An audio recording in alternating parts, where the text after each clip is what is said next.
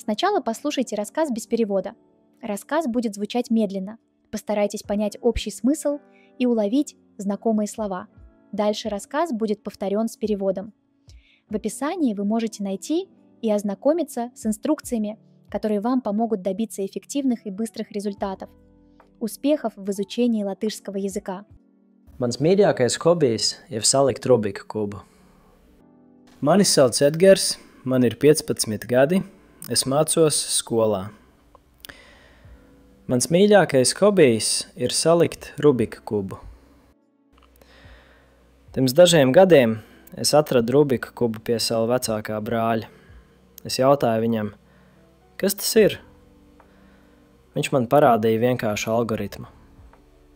Man tas bija interesanti. Es gribēju uzzināt vairāk. Es sāku meklēt informāciju internetā. Es skatījos video. Tur bija daudz cilvēku. Viņi stāstīja par Rubika kubu. Viņi rādīja algoritmus, paņēmienus un noslēpumus. Man ļoti patika mācīties no viņiem. Es uzzināju, ka ir daudz dažādu kubu. Ir 2x2 kubs, 3x3 kubs, 4x4 kubs, 5x5 kubs. Daži cilvēki salikt kubu ar vienu roku, citi salikt kubu ar aizvērtām acīm. Tas ir neticami.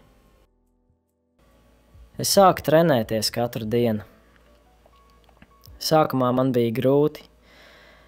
Es bieži kļūdījos un apjuku, bet pamazām es iemācījos. Es kļuvu ātrāks.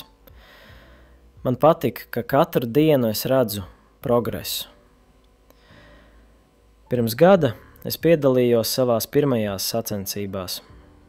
Es ļoti uztraucos. Es domāju, varbūt es būšu pēdējais, bet man izdevās. No 150 cilvēkiem es biju pa vidu. Tā bija mana personīgā uzvara. Katras nākamās sacensības man bija vieglāks.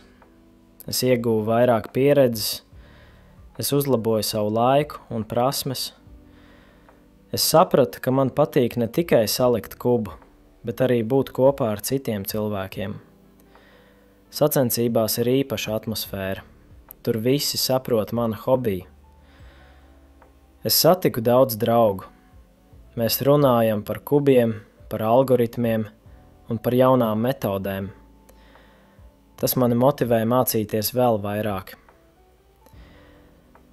Es zinu, ka pasaules rekordu es nesasniegšu, bet tas man nav svarīgi. Man patīk pats kubs.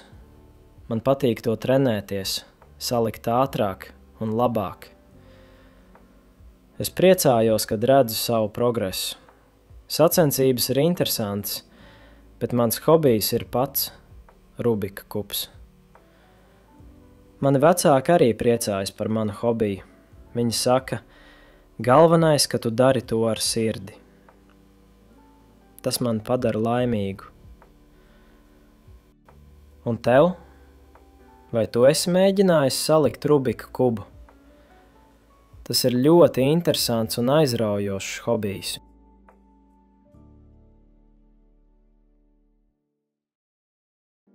Mans mīļākais hobijs ir salikt Rubika kubu. Mani sauc Edgars, man ir 15 gadi, es mācos skolā. Mans mīļākais hobijs ir salikt Rubika kubu. Pirms dažiem gadiem es atradu Rubika kubu pie sava vecākā brāļa. Es jautāju viņam, kas tas ir? Viņš man parādīja vienkāršu algoritmu. Man tas bija interesanti. Es gribēju uzzināt vairāk.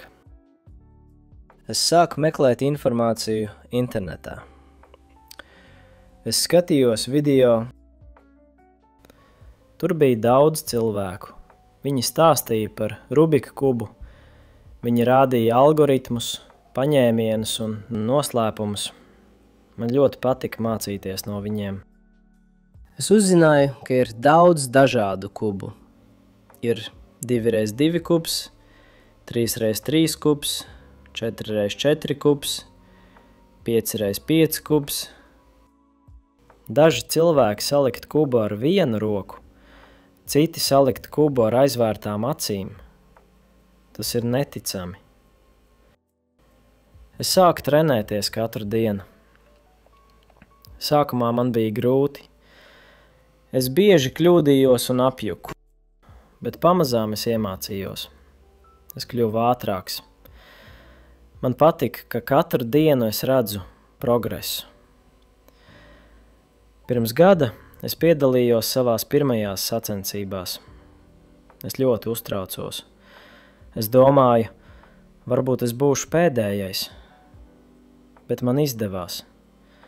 No 150 cilvēkiem es biju pa vidu. Tā bija mana personīgā uzvara. Katras nākamās sacensības man bija vieglāks.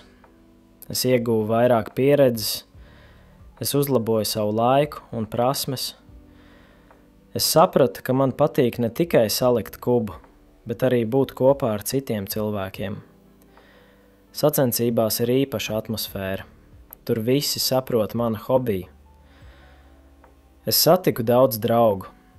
Mēs runājam par kubiem, par algoritmiem un par jaunām metodēm. Tas mani motivē mācīties vēl vairāk. Es zinu, ka pasaules rekordu es nesasniegšu, bet tas man nav svarīgi. Man patīk pats kubs, man patīk to trenēties, salikt ātrāk un labāk. Es priecājos, kad redzu savu progresu. Sacensības ir interesantas, bet mans hobijs ir pats Rubika kubs. Mani vecāki arī priecājas par manu hobiju. Viņi saka, galvenais, ka tu dari to ar sirdi. Tas man padara laimīgu. Un tev? Vai tu esi mēģinājis salikt Rubika kubu? Tas ir ļoti interesants un aizraujošs hobijs.